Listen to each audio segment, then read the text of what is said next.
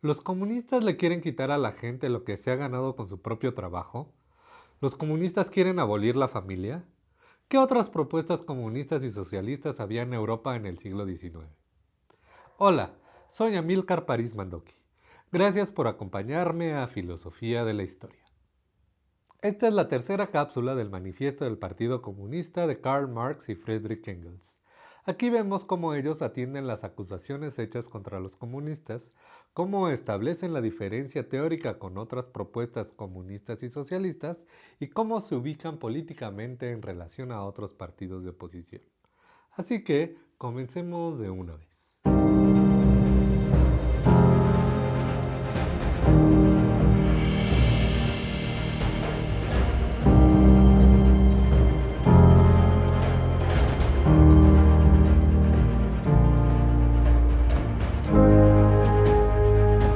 Comencemos con la primera acusación planteada contra los comunistas. Los comunistas quieren abolir la propiedad personalmente adquirida, fruto del trabajo propio. O dicho de una manera más contemporánea, los comunistas me quieren quitar lo que me he ganado honestamente con mi trabajo. Aquí Marx y Engels aclaran a qué propiedad se refieren. Si se refieren a la propiedad del pequeño campesino, el artesano, el pequeño comerciante, los comunistas no tienen que abolirla. El desarrollo de la industria la está aboliendo a diario. ¿Acaso los supermercados y oxxos no están haciendo desaparecer a las pequeñas tiendas? ¿Acaso las fábricas no hacen desaparecer al trabajo artesanal? ¿Acaso la producción agrícola industrializada no deja al campesino rural en la miseria? Pero tal vez no se refieren a esa propiedad. Tal vez se refieren a la propiedad privada burguesa, el capital. Esa propiedad sí la quieren abolir. Pero es que el capital no es propiedad personalmente adquirida. El capital es un producto colectivo en manos privadas. Las fábricas solo pueden ser puestas en movimiento por la actividad conjunta de muchos miembros de la sociedad y en última instancia de todos los miembros de la sociedad. No es una fuerza personal, es una fuerza de muchos en control de pocos. La producción de automóviles no es realizada por un individuo, sino por muchos individuos en una serie de fábricas. Ese trabajo además necesita del trabajo en las minas para extraer metales, del trabajo en las carreteras para transportar y el trabajo de quienes construyen las mismas fábricas. La propiedad privada burguesa es la propiedad individual del trabajo social. ¿Se debe enriquecer uno con el trabajo de cientos o miles que viven precariamente? La socialización de la propiedad privada significa que quienes trabajan para producir la riqueza social participen de esa riqueza social de una manera que realmente les beneficie, no en el mínimo determinado por la ley de oferta y demanda. Dicen que los comunistas quieren eliminar la libertad y entienden la libertad como libertad de comercio, libertad de compraventa. Esa libertad solo la disfruta la minoría, la pequeña parte de la población que puede gozar de todo lo que ofrece el mercado. Dicen que los comunistas quieren abolir la propiedad privada. Los comunistas responden que en la sociedad actual la propiedad privada está abolida para las 9/10 partes de la sociedad. Y es que la propiedad privada existe para los pocos porque no existe para los muchos. El reproche es que se quiere abolir una forma de propiedad que no puede existir sino a condición de que la inmensa mayoría de la sociedad sea privada de la propiedad. Y Marx y Engels responden, sí, eso es lo que queremos hacer. Vamos a la segunda acusación. Si termina la propiedad privada, terminará toda actividad y sobrevendrá una indolencia general. Si así fuera, el capitalismo ya hubiera colapsado, pues en ella los que trabajan no ganan y los que ganan no trabajan. La concepción capitalista de que el trabajo es motivado por la recompensa se contradice con el hecho de que a quienes trabajan se le paga lo mínimo indispensable. En el comunismo, los trabajadores no van a trabajar por el bienestar del patrón, trabajan por el bienestar de todos, incluidos ellos mismos. Disfrutarán de los frutos de su propio trabajo y se podrán ver realizados en lo que hacen. ¿Qué mayor motivación que esa para trabajar? Ahora vamos a la tercera acusación. Los comunistas quieren abolir la familia. Marx y Engels nos recuerdan que la familia plenamente desarrollada no existe más que para la burguesía. El proletariado no puede disfrutar de eso. Sus hijos trabajan y las mujeres son empujadas a la prostitución. Tal vez esto suene a un extremo, pero ¿qué vida familiar queda para las familias cuando los padres y madres tienen que viajar 2 horas de ida y 2 horas de regreso para jornadas de 12 horas, 6 veces a la semana? En el capitalismo, la familia y su disfrute se convierte en un privilegio. Además, recordemos que en 1848 abolir la familia significa reconocer los derechos de las mujeres y los niños. Así que la familia que estaban queriendo proteger ya está abolida y sigue siendo abolida. Relacionado con esto está la siguiente objeción. Los comunistas quieren establecer la comunidad de las mujeres. Para los burgueses, la mujer es un instrumento de producción. Por eso creen que los comunistas la quieren socializar. Los comunistas quieren acabar con esta situación. Ni hablar de que los burgueses sí implementan la comunidad de las mujeres. Con esto, Marx y Engels quieren decir que la comunidad actual de las mujeres es la explotación sexual, la prostitución, la trata de personas, el acoso sexual. En lo personal, esta acusación me da roña. Implica que las mujeres son propiedad privada de sus maridos y que los comunistas quieren abolir esa propiedad privada. ¡Ay no! Todo está terrible con eso. Mejor vamos con la siguiente. Los comunistas quieren abolir la patria. Para la burguesía, la patria, la diferencia entre las naciones, solo sirve para la explotación de una nación por otra. El nacionalismo, el chauvinismo, la xenofobia son manifestaciones espirituales de esta explotación, pero la burguesía rompe día con día las fronteras para el proletariado. Los obreros no tienen patria, son explotados por igual por la burguesía. Sus intereses verdaderos sobrepasan a los intereses nacionales. El comunismo busca abolir las verdades eternas, la religión y la moral. Contradicen el desarrollo histórico anterior. Recordemos que, desde la postura materialista, toda modificación en las condiciones de vida, en las relaciones sociales, en la existencia social, cambia las ideas, nociones y concepciones, esto es, la conciencia. Cuando la propiedad comunal y estatal sucumbía ante la propiedad feudal, las viejas religiones fueron suplantadas por el cristianismo. En el siglo XVII, el feudalismo estaba sucumbiendo ante la burguesía, y las ideas cristianas fueron vencidas por las ideas de la Ilustración. Del mismo modo, los cambios materiales en las relaciones sociales que llegarán con la caída del capitalismo cambiarán de la misma manera las ideas. Hay quienes dicen, sin embargo, que las ideas religiosas, morales, filosóficas y políticas se han ido modificando con el tiempo, pero hay algo esencial que permanece. La postura materialista no lo niega, pero el que la conciencia social de todos los siglos se haya movido dentro de ciertas formas comunes responde a que todas las sociedades hasta hoy se sostienen en contradicciones de clase y en la explotación. Si la explotación desaparece, también desaparecerán esas verdades eternas que engendraba. Si el desarrollo histórico anterior es el desarrollo de las relaciones de explotación, los comunistas sí buscan contradecirlo. Hasta aquí los ataques a los comunistas.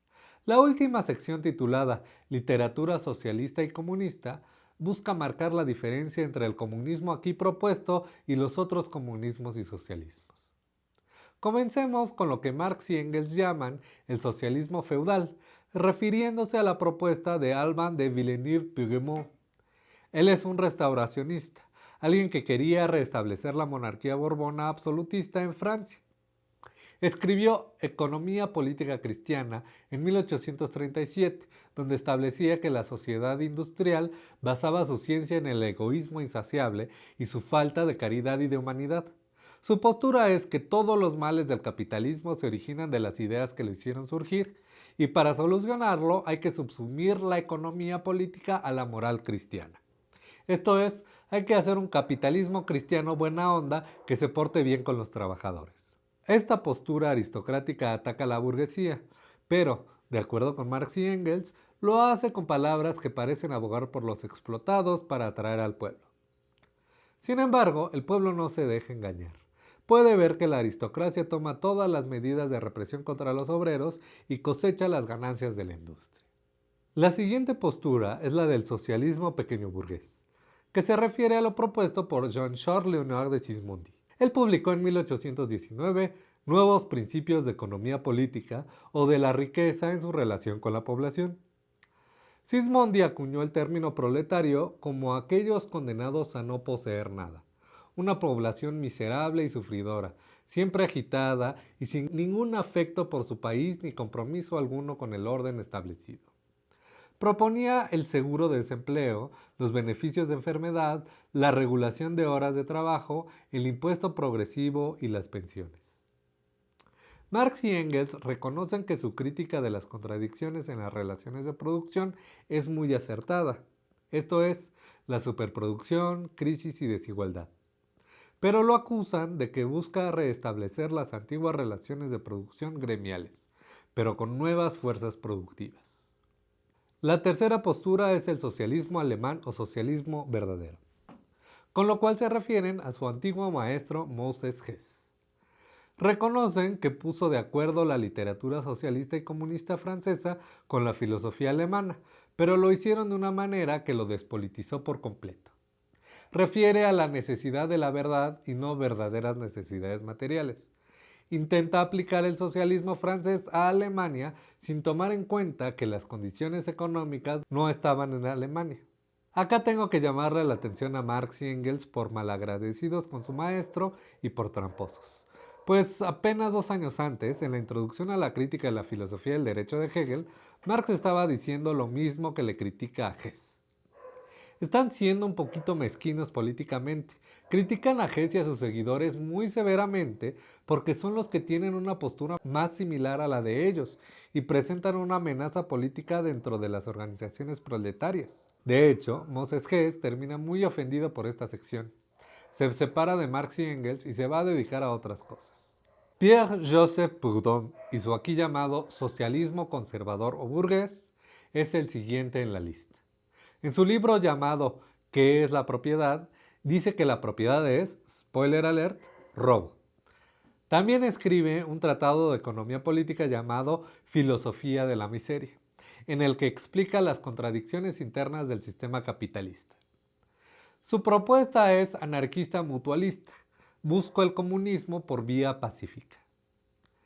Marx y Engels le reclaman que quiere perpetuar la sociedad moderna sin las luchas y peligros que surgen fatalmente de ella y que busca reformas que no afectan las relaciones de producción. Por ello, lo acusan de ayudar a la burguesía en nombre del proletariado. El último tipo de socialismo y comunismo al que se refieren Marx y Engels es el socialismo y comunismo crítico utópicos. Con esto se refieren a 2 posturas principalmente. La primera es la de François-Marie Charles Fourier, quien proponía un salario mínimo y dinero para quienes no pueden trabajar. Creía en la igualdad de las mujeres, así como en la libertad de orientación sexual. Sí, todo un radical. Postura que la sociedad debería estar organizada en falansterios, que eran como monasterios porque eran edificios enormes en donde se desarrollaba toda la vida de los habitantes. Lo que proponía con esto era reorganizar a la sociedad racionalmente, que en estos edificios vivieran de manera autosuficiente y que el espacio contuviera áreas de trabajo, recreación, vivienda, educación, etc. Robert Owen, por otro lado, era un capitalista textil que trataba muy bien a sus trabajadores. Sugirió la jornada laboral de 8 horas y proponía comunidades de 1,200 personas con cocina común. En estas comunidades, la educación después de 3 años sería responsabilidad de la comunidad, aunque los niños mantendrían una relación con los padres, y los beneficios de la producción se disfrutarían en comunidad. Owen fundó en 1825 una comuna en Estados Unidos, pero no fue económicamente sustentable. Marx y Engels reconocen que los utopistas ven la lucha de clases y que tienen elementos críticos. Atacan las bases de la sociedad existente, educan a los obreros y buscan la eliminación de antagonismos de clase. Esto último lo hacen mediante la supresión del contraste entre ciudad y campo, el establecimiento del Estado como administrador de la producción y la abolición de la familia, la ganancia privada y el trabajo asalariado. Los utopistas, sin embargo, solo conocieron las primeras formas de antagonismo de clase, por eso no ven el potencial revolucionario del proletariado ni el movimiento histórico del socialismo. Por ello, prefieren poner el ejemplo con experimentos que fracasaron que tomar acción revolucionaria. Lo que de ellos era crítico además se perdió en sus seguidores, que son reaccionarios, pues se pusieron a los revolucionarios en Inglaterra y Francia. Una vez que marcan línea en el terreno teórico, Marx y Engels terminarán el manifiesto marcando línea política. Veamos con quiénes se alinea la Liga Comunista y en qué contexto existían. Comenzando en Francia, Marx y Engels se asocian con el Partido Socialista Democrático. Aquí se refieren primero a Alexandre Ledru-Rollin, quien fundó el periódico crítico La Réforme y defendía a los trabajadores, y luego a Louis Blanc, quien escribe en 1840 Organización del Trabajo, donde propone que el gobierno debe igualar los salarios, orientar la producción y establecer talleres sociales que se volverían vida comunitaria. Blanc acuña el término de cada quien de acuerdo a su habilidad, para cada cual de acuerdo a su necesidad, y buscaba llegar al socialismo mediante reformas. Luego, en Suiza, Marx y Engels apoyan a los radicales. ¿Y estos quiénes son? Pues resulta que en Suiza, en estos tiempos, hubo una guerra civil. Los radicales querían una nueva constitución federal liberal y las provincias conservadoras declararon su independencia. Los conservadores tenían el apoyo de Metternich y Guizot, pero los radicales lograron la victoria y a principios de 1848 se aprobó la nueva Constitución suiza. Ahora hablemos de Polonia.